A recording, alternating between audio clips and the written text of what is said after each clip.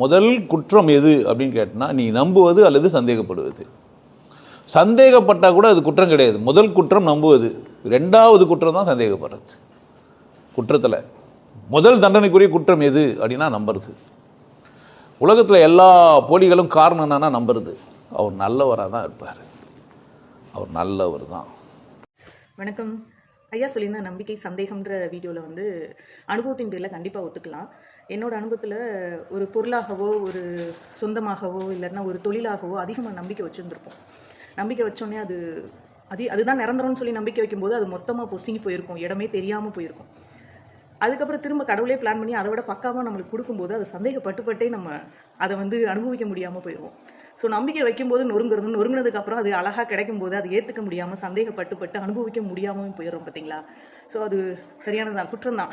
அதீத நம்பிக்கை, அது கிடைச்சதுக்கப்புறம் நினைக்கிற சந்தேகம், அதிக சந்தேகம், இது ரெண்டுமே வந்து வாழ்க்கையில் வந்து குற்றம்ன்றதையும் நான் அனுபவத்தில் உணர்ந்த உண்மை. நன்றி ஐயா.